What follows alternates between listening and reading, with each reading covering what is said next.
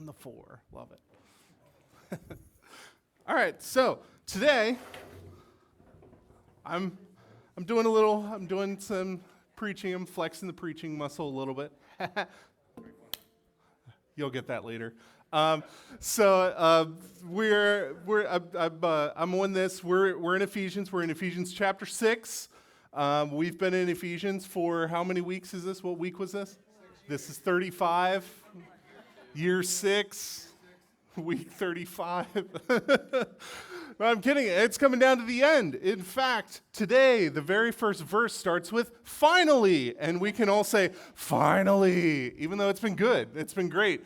But it does say finally, which means this is kind of the last hurrah. And maybe, potentially, we could be done with Ephesians before summer in the middle book of the Bible.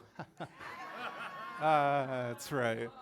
And they're still going to echo Psalms. We're not a cult, I promise. We're not a cult. Today, Pastor Andy had asked me to preach this Sunday, and I was like, oh yeah, Ephesians 6, the armor of God section. I love talking about spiritual warfare, and the best part of what I love talking about is in verse 12. And so I'm here yesterday studying, and I'm like, it's 10, 11, and 12, and this is really good for 10 and 11, and then this is really good for 12, and so I have two different messages in the same message, and I'm like, how does this fit? Where do they go together? All of that. And then this morning I talked to Pastor Andy, and I was like, how do you know if you're supposed to preach something and like it's just the enemy sowing doubt to preach it, or if you're not supposed to actually preach it?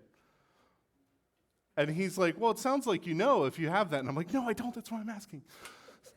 And so I cut an entire page of notes because I'm not supposed to preach that. So today we're in verses 10 and 11. So you guys thought we were doing 3 verses and making so much more progress in Ephesians. Psych! Like, we're doing 2. But it's going to be good. I had this crazy harebrained idea last night at like 10 at 9, whenever I came back to the church. When did I come back to the church? I don't know. William was here. I came back to the church after dropping the wife and kids off at home, and I was like, oh, here's a crazy idea. So this message brought to you by 9:15 p.m. thoughts. So let's go ahead. Ephesians 6. I'm going to read verses 10 to 20. This is kind of the expanded armor of God passage. Pastor Randy's going to start doing a sermon.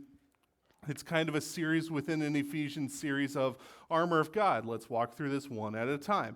If you haven't been in church, you're probably like, what is the armor of God? And why don't Christians wear it more often? Because they wear normal clothes like everyone else. Well, we'll talk about that. But this is when you talk about readying up, and we talk about this a lot as men, of like, yeah, we're putting on the armor because we're men, and we, like shiny, strong things, we're men. Like, give me a sharp sword any day, I'll hack whatever, unless you're Calvin, then you get a dull cutlass to hack things even more. So, right? So let's read 10 to 20. Ephesians chapter 6, verses 10 to 20. That would take us to like week 300 if it was 10 chapters. All right. It says this, finally, be strong in the Lord and in the strength of his might. Put on the whole armor of God that you may be able to stand against the schemes of the devil. For we do not wrestle against flesh and blood. We do not wrestle against flesh and blood, but against the rulers, against the authorities, against the cosmic powers over this present darkness, against the spiritual forces of evil in the heavenly places. Therefore, take up the whole armor of God, so that you may be able to withstand in the evil day, and having done all, to stand firm. Stand therefore, having fastened on the belt of truth, and having put on the breastplate of righteousness, and as shoes for your feet, having put on the readiness given by the gospel of peace.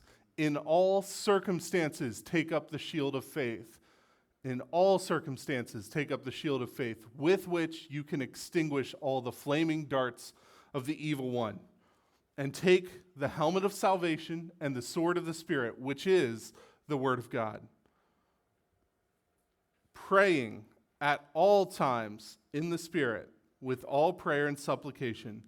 To that end, keep alert with all perseverance, making supplication for all the saints. Normally, people stop here for armor of God because Paul goes into 19, and we'll see this in 19 and 20, and it's a personal thing. But when we get there, we'll understand that this is Paul's personal prayer request, but it also should be ours. So, I'm not getting there today, but ADHD moment. Verse 19. And also for me, that words may be given to me in opening my mouth boldly to proclaim the mystery of the gospel, for which I am an ambassador in chains, that I may declare it boldly as I ought to speak. All right. Father, today as we dig into your word, give us guidance, give us clear minds, and give us focus, give me focus, that we can hear your truth through your word. Amen. All right, this is Paul's final instructions, all right? So he's writing a letter. He's not actually writing it. He's dictating it, right? And so there's another guy writing it, and so Paul's been talking and talking and talking, and then he goes, finally. And Luke, who he's probably transcribing to Luke at this point, right? Luke is there scribbling, his arm's hurting, he's got carpal tunnel and all that, and he's like, oh, great, one last flex, and I got this, like, right? You know, and so he starts, finally, and Luke's like, finally, I could be done writing. I'm tired of writing all of his letters. This guy can't even write. Not really, but Paul says finally. So this is kind of a, what's the point of Ephesians?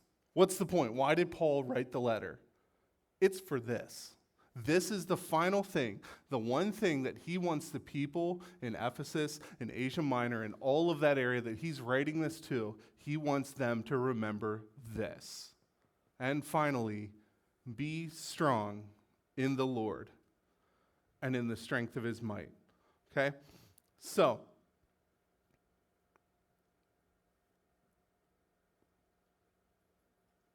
right? And it's so let's look at that. Do I want to go 11 or 10? Let's go 10. Let's go 11. We're going to skip to verse 11, right? So, be strong in the Lord and in the strength of his might. That is verse 10. We're going to come back to this. So now Paul is going to go into the reasons why you need to be strong. And the point of today's message is, yeah, you guys need to know the reasons of why you need to be strong, but you need to know to be strong, okay? I tell Roman something, and I say, hey, Roman, stop trying to plug a plug into the outlet. Okay? What do I want him to do? Stop plugging the plug into the outlet. What does Roman want to know? Why? Okay? So let's answer the why first, so that way I'm not up here telling you guys to be strong, and y'all are being like, why? Okay? While continuing to plug into the outlet. Let's talk about the why, and then I'll be like, just do it. Just be strong. Okay? So verse 11, let's go there. In verse 11, it says this, put on the whole armor of God, that you may be able to stand against the schemes of the devil. This is page 2 at the end, in case you're trying to follow along on my notes. Number 3, devil schemes. Okay, so we are to put on this armor of God to stand against the schemes of the devil. What? The devil. What? So the devil is, right, we like to think of, there's 2 different types of Christians. I should say 2 extremes, and then everyone's on a spectrum. Everything's on a scale, right?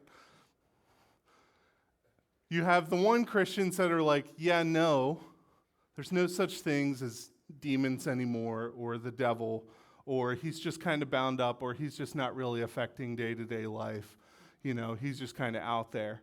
And then there's Christians that are like, there's a demon behind that bush that's going to trip me if I don't cross myself right now, right? So there's these 2 very extreme things, and we fall kind of in the middle. And the crazy thing is, day to day, hour to hour, minute to minute, we fall anywhere on that scale, right? You get in a confrontation at work, you're instantly like, oh, that person, you could be anywhere. You could be like, oh, that person's got a demon in them because they thought that I shouldn't take 25-minute bathroom breaks. right? You could be on that extreme. Or you could be on the extreme of, that person ticked me off and there's nothing actually going on behind this whole thing. I'm just having a horrible day. And the reality that we need to understand about the Christian life is, if you find yourself thinking that there's a demon behind every single bush that's causing you to trip up, and that is spreading words inside of your head, then there doesn't need to be a demon behind every bush trying to spread lies inside of your head, because you're doing a good enough job of it yourself. But if you're on the spectrum of, oh no, the demonic realm doesn't actually affect my day-to-day life and has nothing to do with me, they're just interested in the big fish, then guess what? They're spreading that inside of you. Okay? So this isn't like I'm not saying that we should be one way or another. I'm just saying we need to be aware of the influence that the enemy can have, while also understanding that we do a good enough job of ourselves of walking away from God. Okay? There's two sides of it, right? So, but this one, in verse 11, Paul has talked about previously, here's how you deal with the flesh. Here's how you deal with all this stuff. He sent an entire letter to the book of Galatians. If you want to read that, that's how you deal with yourself. And now Paul is talking about, here's how you deal with the enemy. You can deal with yourself. You can deal with your inside thoughts, right? Like, that's something that you're supposed to do daily, is die to yourself, right? Lay it down at the foot of the cross, dying to yourself. But here's how you deal with the enemy. Here's how you deal with the devil. Because the devil has been scheming from the beginning of time. Okay? The word there for schemes of the devil, the word for schemes, is only found one other place in the New Testament, and that's also in Ephesians. Yay! So go back to Ephesians chapter 4, verse 14. It says this. It says this, that we may no longer be children, tossed to and fro by the waves and carried about by every wind of doctrine, by human cunning, by craftiness and deceitful schemes. Okay, so when you think of schemes, you think of craftiness, right? This is talking about, we are not to be swayed in our mindset, right? That we are fixed, our eyes are fixed on Christ. That's who we're going after, right? We're not supposed to be little children. We're supposed to be men in the armor of God, defending against schemes of the enemy. Because the enemy's been crafty, right? He's had this craftiness from the very beginning. In fact, this is his defining trait. So if you flip back, can't get away from the Old Testament. If you flip back to Genesis chapter 3, verse 1, it says this. It says, now the serpent was more crafty than any other beast of the field the Lord God had made. Crafty. Okay? When we get to, here's your Luke dose of history. When you get to a time when they translated the Old Testament from Hebrew to Greek, the Greek word they used here for crafty is the same Greek word that they used when we looked in Ephesians 4, of craftiness. So the serpent was more crafty. He's been like this from the beginning. Okay? Now, if you guys want to say, well, this was a snake, this wasn't actually the devil, we translate it serpent, but the word serpent there is actually the Egyptian word. It's a rip-off of the Egyptian word for seraphim, which was an angel that guarded the throne of God. And where was God enthroned in the beginning? In the Garden of Eden. You can actually see this in Ezekiel 28. I'm not going there today because that's the next week lesson. But this is all about the devil. This is about Satan. This is about the demonic forces. This is what they've done. They've been crafty the entire time. If you're going to assault the throne of God, you're not about to be able to take it head on. So what do you have to do? You have to scheme your way there. And what is the best way to ascend the throne of God, but then to ascend the throne of God in the hearts of his people? Okay? So when you are on the throne in your heart, or when the world is on the throne in your heart, the enemy is on the throne in your heart.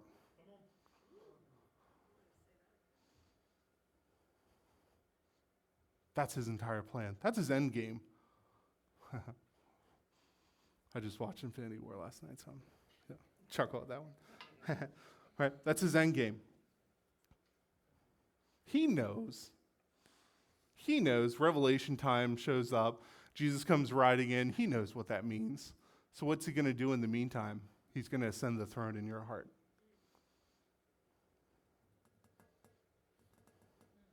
He's not getting up there. He can get in here. So this is how, when we talk about the armor of God, this is why. This is the why. So when I say, be strong in the Lord, you don't ask why. It's because we don't want Satan on the throne in our hearts. Because I've had him on the throne in my heart before. And I know how that ends up. It's not great. Okay? So, back up. Verse 10. It says, finally be strong in the Lord and in the strength of his might. In case you can't tell, I'm working backwards. So let's focus on strength of his might. You look at this verse and you say, be strong, strength, might. There's a lot of strong talk in there. Every single one of those words means something different, okay? So the word here for might is the same word used for dominion or power, right? Or this is his ruling authority. So be strong in the strength of his might. So his might is, God, we say God is mighty all the time, but that is like God has dominion over everything. I don't think that we can really contest the point of God rules over everything.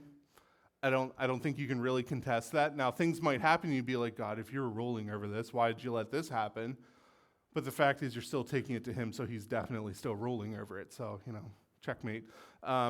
So this is, the word there for might is the same used for dominion and power. The word for strength is power, might, force, ability. Not use the force ability, but force of power. So we are supposed to be strong in God's dominion. In other words, we are supposed to carry out his strength and his authority. When it says be strong in the Lord and in the strength of his might, that's the authority. Okay? This is also going into next week. There's a difference between a ruler and a leader. Okay? You guys understand this? That a ruler is someone whose authority is set up by someone outside. And a leader is someone who is set up by the authority of those under them. Make sense? If you boil it down, that's the kind of dividing point, right? So here in America, we have leaders because their authority is set up by those under them. Okay? You go in, you conquer a country, you install a puppet government, they have a ruler, right? Okay, makes sense? Black and white? While we are supposed to be leaders in our lives and in our families, right, earning the respect of those under us, when it comes to the devil, when it comes to his schemes, we are rulers. In other words, we don't rule that because the enemy has agreed to let us rule that. We have God's power and might and dominion, and that's been given to us, and so we rule that. And we don't understand that as Christians. If you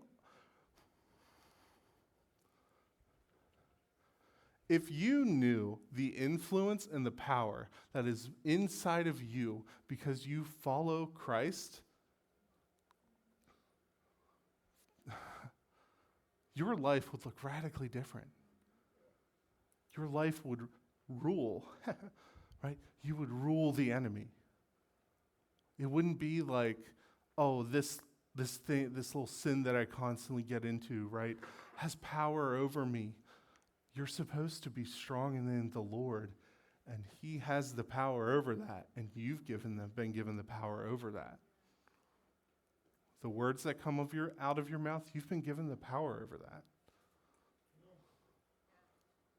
The feelings that you feel in your heart towards someone else because of something that they did to you, you've been given the power over that. This is the crazy thing. You've been given the power over the reactions that you have to other people.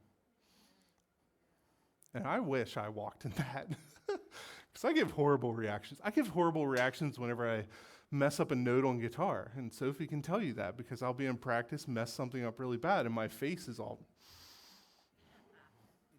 But I've been given the power over that sort of reaction and over the reaction when someone insults me or says, I'm going to use this, or says a trigger word.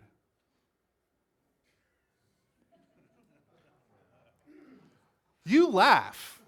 See, everyone's laughing. See, let me do this. I'm going to call everyone out on this one, right? So there is a generation that feels that and understands that there are trigger words, and then there's a generation that's like, oh, they're a bunch of snowflakes that have trigger words. But yet, if I say certain things, oh man, there goes a door, right? Am I right? Oh, you want me to preach? Here we go. So, okay? So y'all, people that are like all these snowflakes with their triggers, you got them too. You got them too. Just don't, we're just not supposed to say what they are. That's all. And I just let the cat out of the bag and broke the fourth wall, and here we go. Y'all got triggers. So I say the thing, trigger words, and y'all make fun of me for saying a millennial term, and yet it's true. Okay? You have the power over that.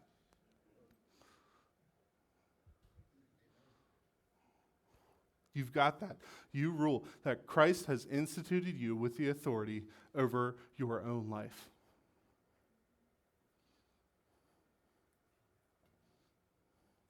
The end. No, I'm kidding. So now we're going to get back. This is the final point. Look at that. This is not a Luke sermon, right? The final thing that we got to do, right, is talk about being strong. Because we can understand the why. We can understand the what we have, but it's the being strong part that gets us. Because I can go day to day and be like, oh yeah, I have the authority to rule over this sin, but I don't know how. I don't know what it means to do that. Something big comes up in your life, and all of a sudden, you're like, oh, I'm supposed to be strong in this circumstance, right? A big financial thing pops out from nowhere. I'm supposed to be strong in this circumstance? How do I be strong in this circumstance? And this isn't and someone said it, I don't know who, this isn't I think it was pastor, that being strong is not a Samson moment of, God, just give me my strength back right now at this moment so that I can defeat the Philistines and kill them all and have my vengeance. Okay? It's not let me get the Hulk out so I can just be strong in this moment. Right? That's not what it's about. That word there for be strong, okay? That word there doesn't mean the stand firm, steadfast, strong. That word there means to be strengthened over time. In other words, to develop a lifestyle of strength. Okay, this isn't just a one-time, I'm going to be strong. This is you're doing the work week in and week out every day to become strong. Okay? So strengthened isn't a one-time thing. It's a lifestyle of building it. So where do we see this in Scripture? Okay? Let's do the other thing before we do that. Can I have Derek come up?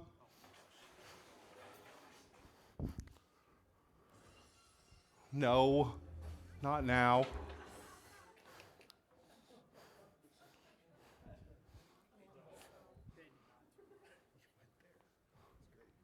All right. You got the pastor mic. Is it working or not? It is? Is it working? Speak. I think so. Oh, sweet. Here, you hold it.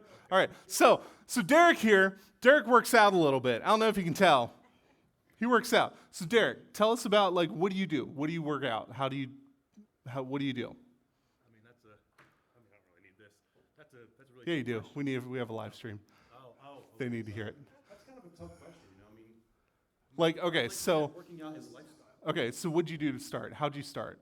I started working out probably back when I was 13 years old. Okay. And the reason I started was because I got bullied in school.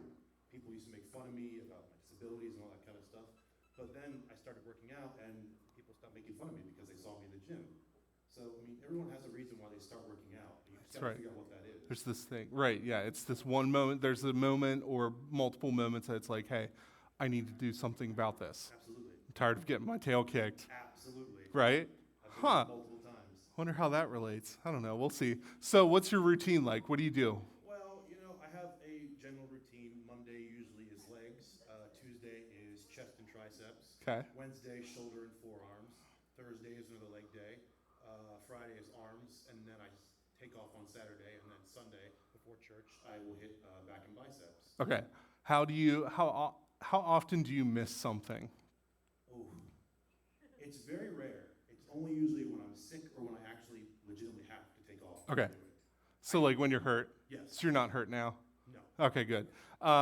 That's unrelated. We'll figure that out later. So do you have you changed anything else about your life, like any dietary or anything like that? So Okay. when you work out, you start seeing improvements, but then, you have to focus on the other things, It's not about just working out, You can work out all you want to, but if you're going to McDonald's and eating all that crap, you're not going to get any better. Okay. All right. So good.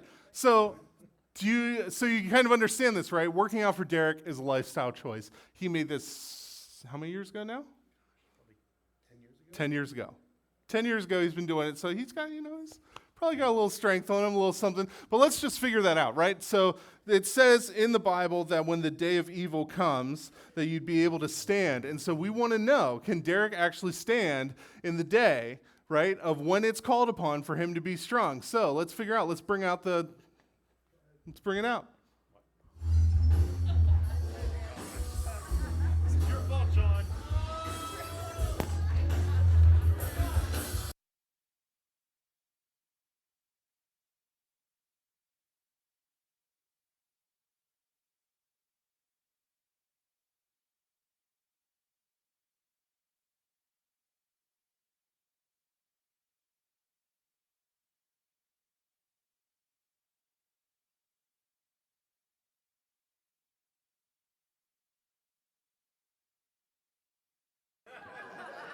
Are we ready?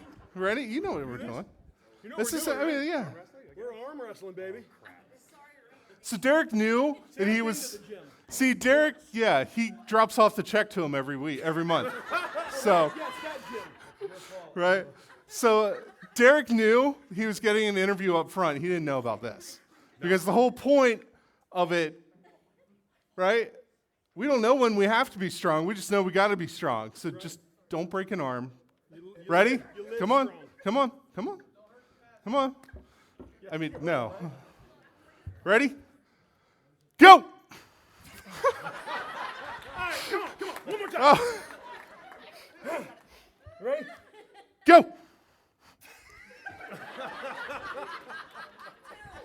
All right, thanks, Derek.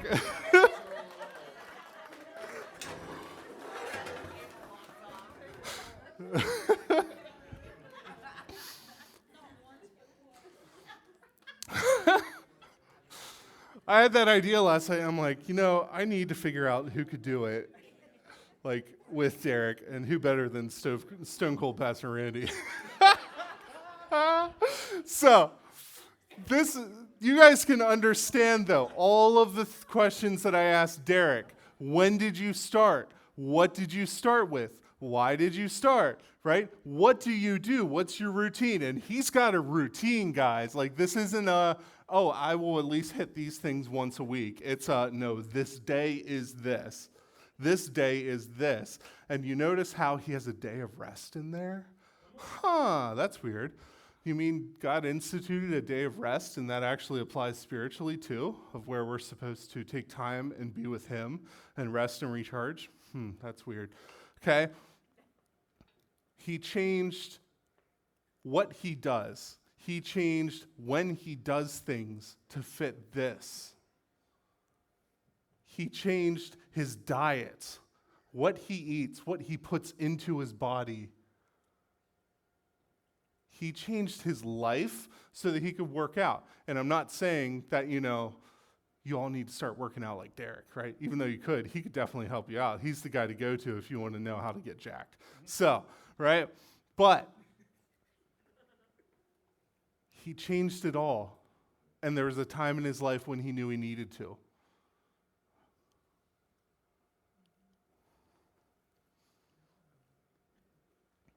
That's his why. What's your why? Why do you need to start being strong? Why do you need to start developing that lifestyle of strength, right? We can have fun with this because you don't know when that glass is going to break, right? And that guy's going to walk swagging in here on the evil day and put you to the test when you actually have to be strong. And the fun thing is, I chose Derek because I know that he works out, and I know that like there's probably only a couple people in here that I'd be like, I wonder if they could take him. Because right? And I almost put him against one of those, but I didn't get to Scott in time. But But again, it's because the people that I was looking at, right? And I'm not trying to offend all the other guys in here that are like, he thinks I'm weak. No. It's because I know the lifestyle that Derek has, and I know that he knows what it is to be strong daily because he's training himself to be that. Okay? And so what I'm saying to you spiritually this morning is, are you training yourself? Are you allowing the Holy Spirit to train you? Is that a moment in your life? Is there a reason in your life that you can look and say, for this reason I must train?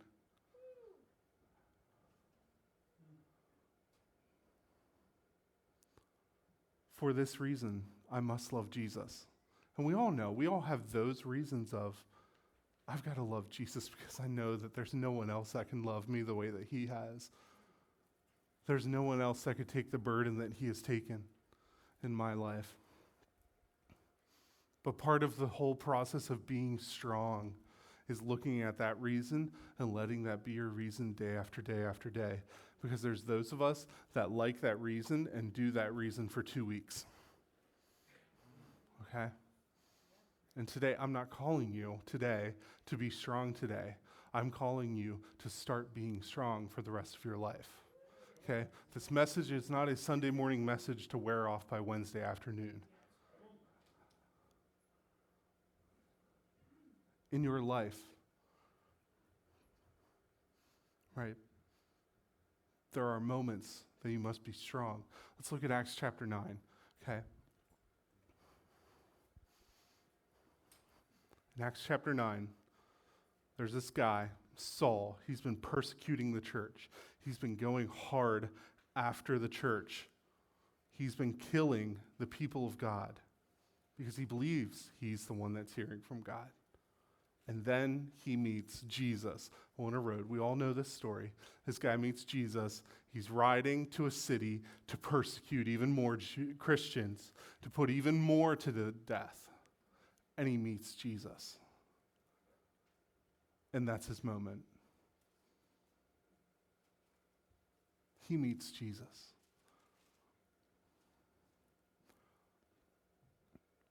And it changes his life. So much so that he knows exactly where a believer's house is. The guy that has been killing Christians and murdering,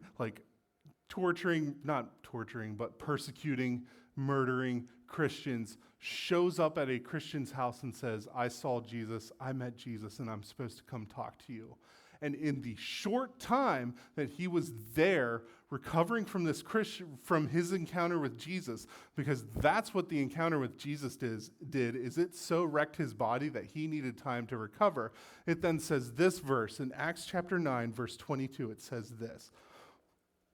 But Saul increased all the more in strength and confounded the Jews who lived in Damascus by proving that Jesus was the Christ. You see, Paul's moment was meeting Jesus. And it changed. And that word, increased all the more in strength, is the exact same word that it is in Ephesians chapter 6, verse 10, where it says, be strong. During that time, Paul put into practice and increased in strength and started a lifestyle of proving that Jesus was the Christ. It was by his lifestyle that he proved it. And from this time to the time that we see him go on his first missionary trip, it's like 13 years, okay? We read 6 chapters in Acts, and then suddenly Saul, who becomes Paul, is back in the picture. But there's 13 years in there. because he was building that lifestyle. Paul's testimony started on day one, but his strength continued through the rest of his life, to the point where Paul can write these words, "Be strong in the Lord and in the power of his might. Put on the full armor of God that you may be able to take your stand against the devil's schemes." And then, as a jumping board to next week, in verse 12, it says this, "For we wrestle not against flesh and blood." Paul, who was the one that was flesh and blood wrestling against Christians, is acknowledging the fact that he was not serving himself or God, but that he was serving the rulers, the authorities, the cosmic powers over the present darkness and the spiritual forces of evil. And this is what gave Paul, the lifestyle of strength is what gave Paul the ability to stand in the presence of a Roman emperor who was lighting Christians on fire in his garden for parties, and the Christians that were on fire in the gardens were the lights for his parties. He stood in the presence of that emperor and proclaimed the gospel. So today, if I could have the worship team come up.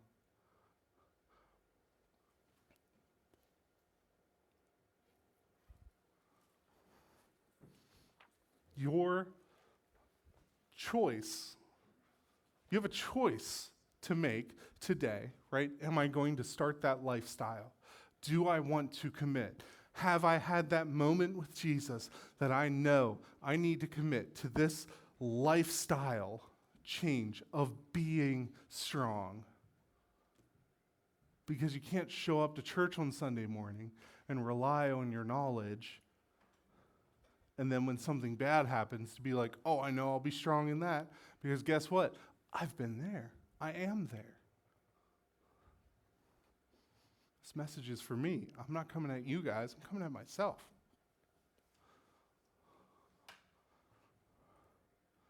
You have a choice today, right?